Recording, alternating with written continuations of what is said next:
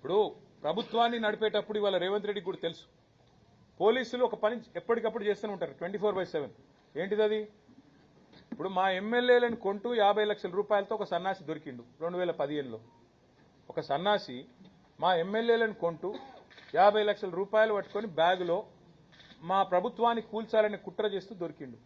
మరి ప్రభుత్వాన్ని కూలగొట్టే కుట్రలు ఎవరైనా చేస్తే వాళ్ళ ఫోన్లు పోలీసులు ఏమో నిన్నరేమో నాకేం తెలుసు. అట్లాగే ఇంకెవరన్నా అట్లాంటి పనులు చేసిండ్రేమో పోలీసులు వినరేమో, మంత్రులకు ఏం తెలుస్తుంది, ప్రభుత్వంలో ఉన్న వాళ్ళకి ఏం తెలుస్తుంది.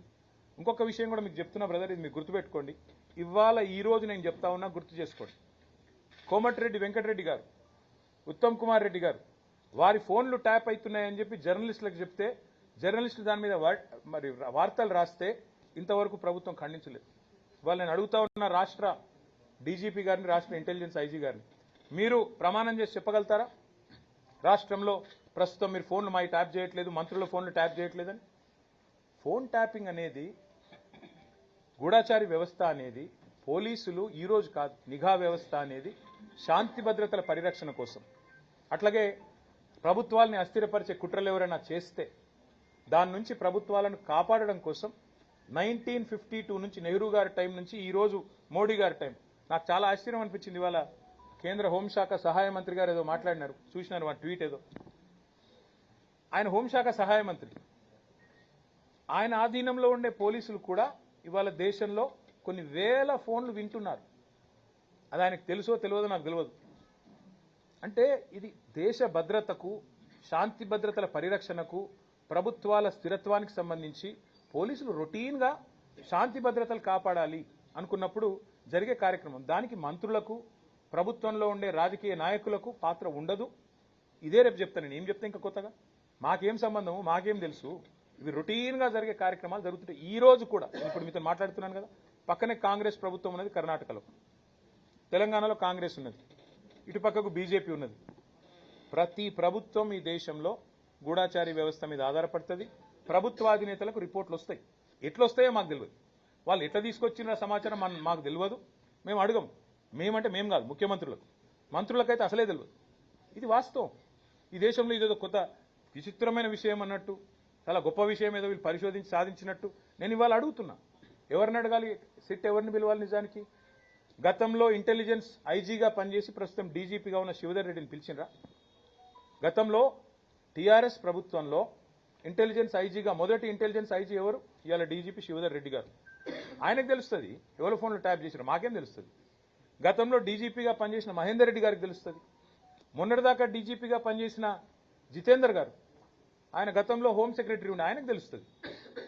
ఎవరిని పిలవాలనో వాళ్ళని పిలవకుండా ఇందులో ఏదో మాకేదో రాజకీయ నాయకులకు సంబంధం ఉన్నట్టు కార్తీక దీపం సీరియల్ లాగా, ఓడువని అంతులేని కథలాగా కేవలం టైం పాస్. ఇప్పుడు మీరు ఉరికొచ్చి రోజు కరీంనగర్కి వెళ్ళి, హైదరాబాద్కి వెళ్ళి ఫోన్లు ఈడికెళ్ళి ఉరికొచ్చుడు. ఎందుకంటే మేము నాగం చేసుడు, వాళ్ళ బొగ్గు కుంభకోణాల మీదకి, వాళ్ళ కమిషన్ల మీదకి దృష్టి పోవద్దంటే ఈ కమిషన్లు వేయాలి.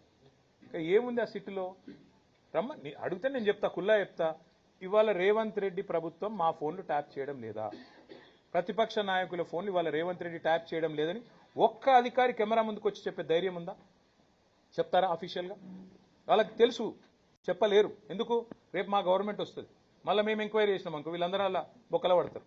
వాళ్ళకి ఎరికే.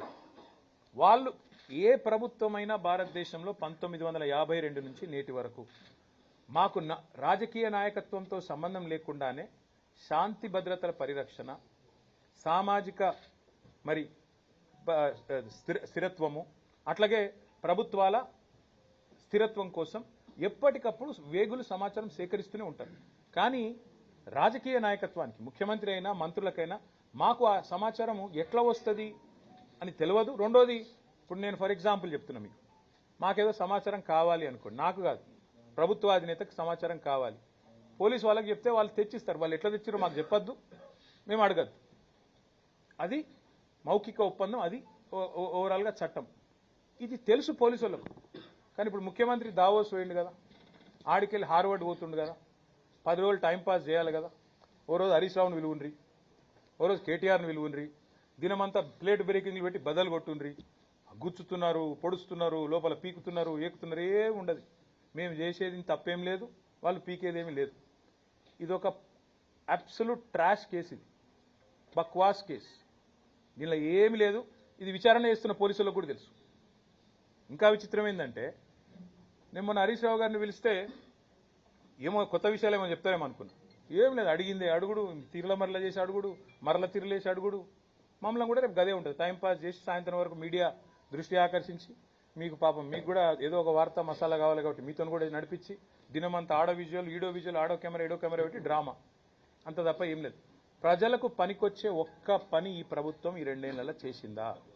ఒక్క మహిళకు 2,500 రూపాయలు ఇచ్చిందా? దాని మీద చర్చ జరగద్దు.